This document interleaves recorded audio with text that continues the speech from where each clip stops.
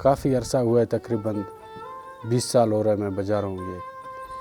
इसमें धुनें जितने भी धुनें हैं ये भी एक साज़ है, जैसे बाकी साज़ है, गिटार है, वायलिन है, और ये वायलिन से काफ़ी मिलता जुलता है।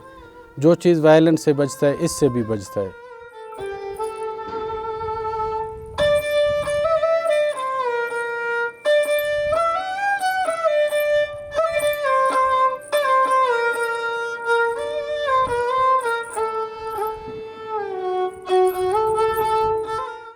जब ये लॉकडाउन शुरू हो गया, हम लोग तो ज़ाहिर है कि कानून के एहतराम किए, हमने अपने घरों में रहना शुरू किया।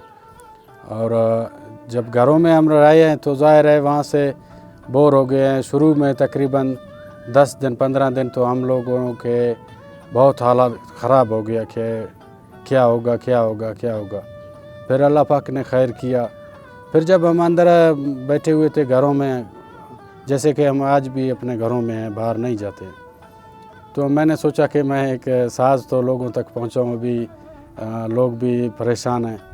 फिर मैंने एक रिकॉर्डिंग किया अपने मोबाइल से, वहीं पे अपने चारपाई पे रिकॉर्डिंग करके अपलोड किया। काफ़ी लोगों ने देखा और लोगों को उनसे लुत्फ़ अंदाज़ हुआ।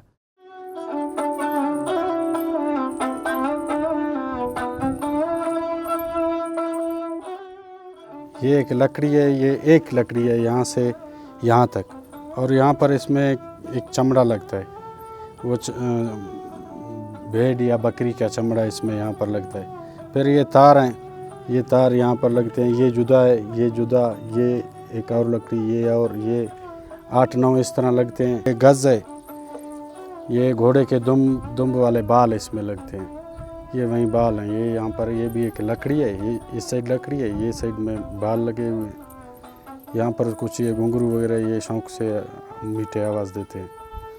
फिर ये तैयार होता है, ये यहाँ पर लगता है, फिर ये आवाज़ देता है, इसी से आवाज़ देता है, फिर इसका आवाज़ निकलता है।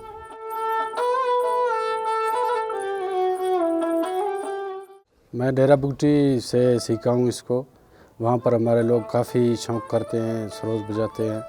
फिर उन्हीं को देख के मुझे भी शौक़ आया, फिर मैं शौक़ से सीखा। फिर आगे बढ़ता बढ़ता फिर मेरा रोज़गार हो गया है। अभी शौक़ भी है, मेरा रोज़गार भी है।